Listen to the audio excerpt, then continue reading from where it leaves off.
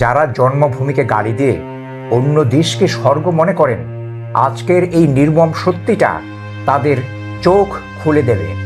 আপনারা কি জানেন, 47-এর দেশ ভাগের পর ভারত সরকার সবাইকে নয় স্বাগত জানিয়েছিল শুধু উচ্চ বর্ণের ধনীদের আর জমিদারদের, আর দরিদ্র দলিতদের কপালে কি জুটেছিল?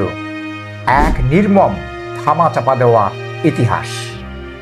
দেশ ভাগের পর পূর্ব বাংলার হাজার হাজার দলিত মানুষ এক বুক আশা নিয়ে ভারতে যান, কিন্তু তাদের আশ্রয় না দিয়ে ছত্তিশগড় ওড়িশার এক ভয়ঙ্কর জঙ্গলে পশুর মতো ফেলে আসা হয়।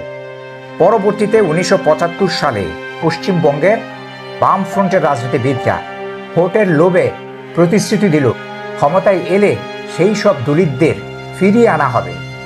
সরল বিশ্বাসে সব কিছু বিক্রি করে দিয়ে প্রায় 1.5 লাখ মানুষ পশ্চিমবঙ্গে ফিরে এলেন, কিন্তু ধোঁকা দিয়ে মাত্র 40,000 মানুষকে সুন্দরবনের মরিচ ঝাঁপি দ্বীপে আসতে দেওয়া হয়। ক্ষমতায় বসেই শাসকরা বল পাল্টে ফেললেন।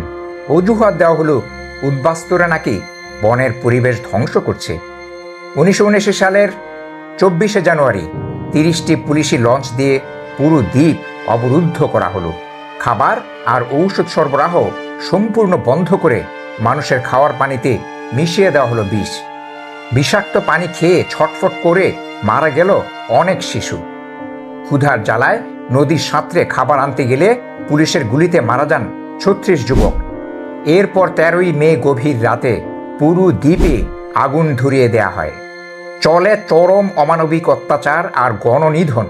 বেসরকারি হিসেবে অনাহারে 94 জন, বিনা চিকিৎসায় 177 শিশু এবং গুলিতে মারা যায় কমপক্ষে 239 জন মানুষ।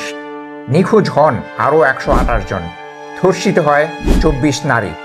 ভারতের মূলধারার মিডিয়া এই সত্য কোনোদিন সামনে আসতে দেয়নি, কারণ স্বার্থের রাজনীতিতে নিজ ধর্মের হলেও দলিতদের বা গরিবদের জীবনের কোনো দাম নেই।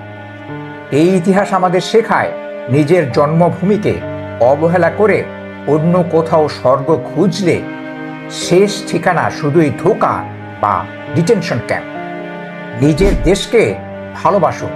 মরিচ ঝাঁপির এই লুকিয়ে রাখা ইতিহাস নিয়ে আপনার মতামত কি? নির্ভরযোগ্য রেফারেন্সগুলো পেতে এখনই আমার প্রথম কমেন্টটি চেক করুন।